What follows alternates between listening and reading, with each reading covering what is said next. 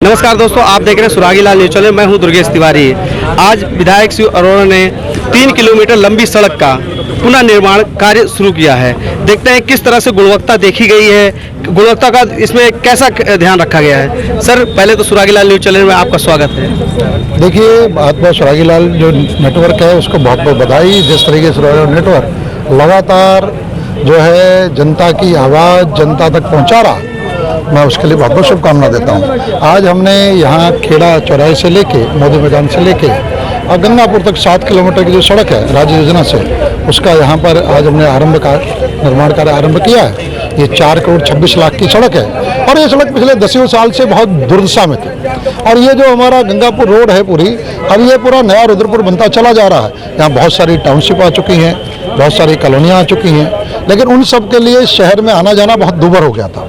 सड़क की बहुत दुर्दशा थी, बहुत वर्षों थी और ये प्रस्ताव माननीय मुख्यमंत्री पुष्कर सिंह धामी जी के द्वारा स्वीकृत कर दिया गया है। तो ये 7 किलोमीटर की सड़क का निर्माण हो रहा है। तो मैं माननीय पुष्कर सिंह धामी जी को धन्यवाद देता हूं। और इस तरीके से जैसे हमारी वो बिगवाड़ा से दक्ष चौराहे तक की सड़क है, वो सड़क भी पिछले 10-12 साल से बहुत बुरी हालत में है। वहाँ भी हमारी लगभग 17-18 कॉलोनियाँ हैं, वहाँ 8-10 हज़ार परिवार रहते हैं। उसकी भी दूसरा वो प्रस्ताव भी अंतिम चरण में है। उसके प्रथम चरण हो चुका, दूसरा चरण हो चुका, अब तीसरा चरण जो अंतिम चरण है उसका प्रस्ताव भी अभी मैं आदरणीय प्रमुख सचिव पंकज पांडे जी बैठ के आया हूँ, वो भी अंतिम चरण में आ गया है। काशीपुर बाईपास जहाँ जाम लगता है उसके चौड़ीकरण का जो द्वितीय चरण है 2 करोड़ 93 लाख का, वो भी अभी सैंक्शन होकर कुछ दिनों में आ रहा है। तो हम पूरा कोशिश कर रहे हैं। शहर के अंदर हमारे आवास विकास के अंदर एक सड़क है 1.5 किलोमीटर की, शिव शक्ति मंदिर के सामने बहुत बड़ी कॉलोनी है।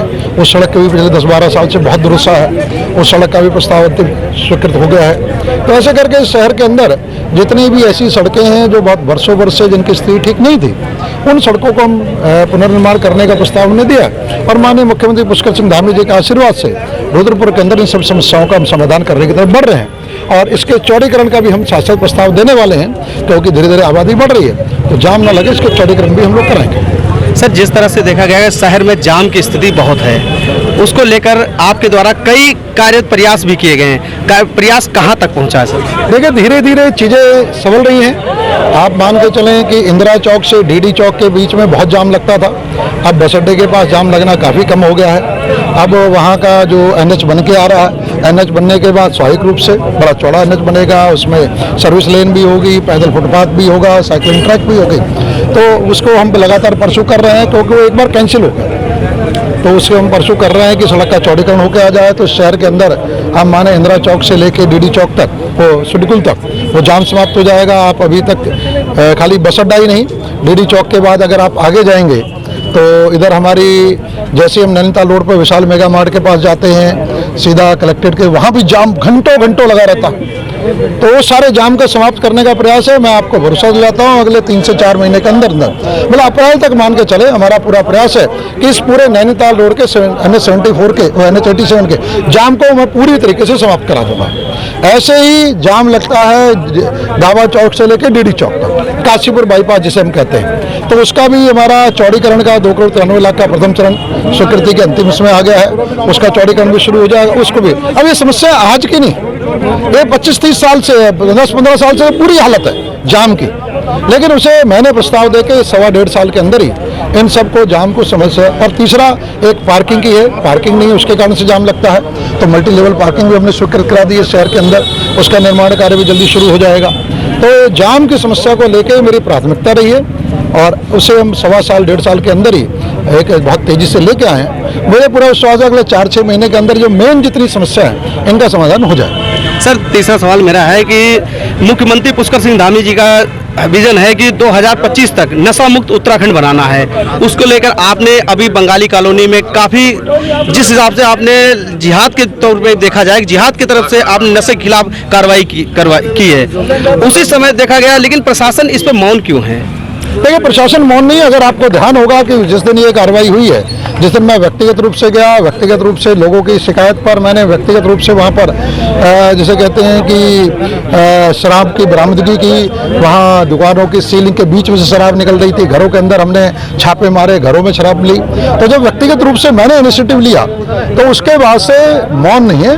आप मान के चले वहाँ की जिम्मेवारी को तय करते हुए आदर्श कॉलोनी चौकी के चौकी इंचार्ज को तुरंत लाइन हाजिर कर दिया गया है और साथ ही साथ पुलिस प्रशासन निरंतर छापे मार रहा है। आबकारी विभाग हम देख रहे हैं कि उस दिन के बाद से लगातार सक्रिय है और रोज अवैध शराब की बरामदगी हो रही है। तो ये तय माने कि स्वाभाविक रूप से जनप्रतिनिधि जब किसी चीज को कहता और ईमानदारी से कहता तो प्रशासन को उसका प्रभाव देखने को मिलता है। और रुद्रपुर के अंदर देखने को मिल रहा कि इस समय एक अभियान के तरीके से सारी चीजें चल रही हैं और उस अभियान के निमित्त चीजें आगे बढ़ती चली जा रही है। सर लेकिन विपक्ष जो है कहता है कि ये सरकार के द्वारा ही कराया जा रहा है, सरकार के संरक्षण में हो रहा है, इसको कैसे देखते हैं? विपक्ष का जिसे वो विपक्ष है जिन्होंने 10-12 साल में कुछ नहीं किया, ये वो तब उस समय कहाँ थे?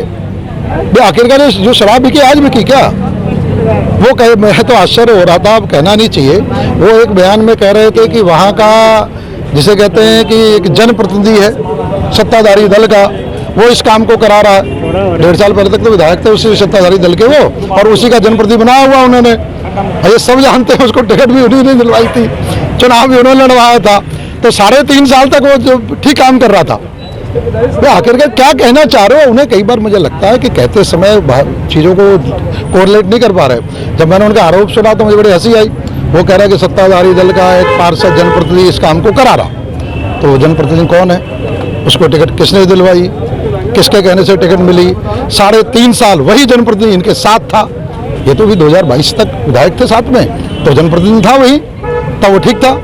अब खराब हो गया। अब ये कह रहे वही सालों साल से करा रहा जब से जनप्रतिनिधि बना। तो भैया तब तो विधायक थे आप।